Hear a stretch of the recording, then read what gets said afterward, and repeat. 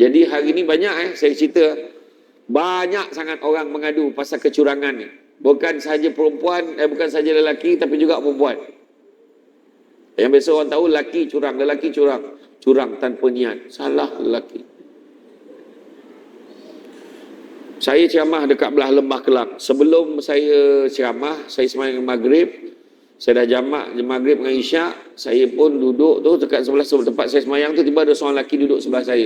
Biasa kalau duduk sebelah saya tu memang nak ambil gambar. Kali ni tak. Dia tanya, "Ustaz, kalau lepas ceramah saya nak jumpa Ustaz boleh tak?" "Tak boleh," saya kata. "Dah kenapa tak boleh? Aku nak balik," saya kata. "Kalau tolonglah Ustaz." Lepas tu dia menangis. Sudah menangis pula lelaki ni. Menangis dia. Saya pun bagi nombor telefon assistant saya, ambil nombor telefon ni, nanti kan kejap lagi mesej.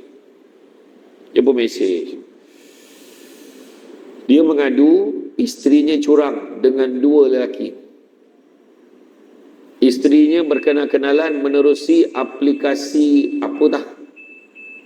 Bigo. Aplikasi Bigo benda dah. Asalnya jumpa nak meluah perasaan. Itu masalah ni. Itu sebab orang perempuan kena faham minta izin keluar rumah daripada suami ni mesti ada sebab. Kalau kita keluar tak minta izin, mesti ada masalah.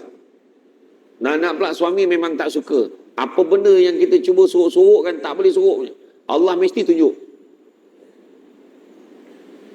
Jadi bila dia berjumpa dengan lelaki-lelaki ni, masalahnya dia bukan hanya curang, tapi dia juga telah terlanjur beberapa kali dengan kedua-dua lelaki. Itu yang lelaki itu menangis tadi, mengadu dekat saya. Dan bila saya hubungi dia memang kesian lah, trauma lah. Saya tanya, ada anak tak? Dia kata ada, anak 4 orang. Nabi abang macam mana?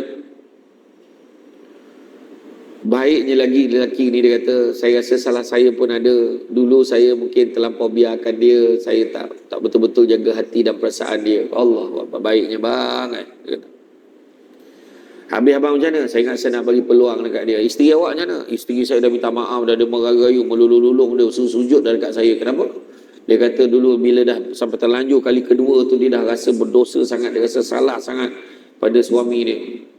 Jadi saya kata terserahlah pada abang nak macam mana. Jadi akhirnya kedua-duanya mengambil keputusan untuk teruskan hubungan suami isteri. Jadi saya mencadangkan kalau betul nak teruskan hubungan, saya syorkan dia kena ikut jadual terapi kaunseling, dia kena pergi. Sebab bukan senang.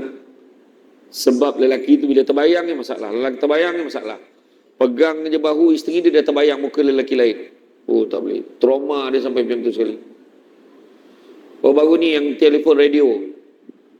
Dia telefon radio, dia kata dia kerja outstation lelaki ni, selalu outstation oil and gas.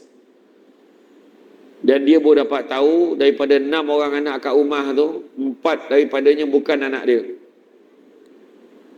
Bayangkan sekarang.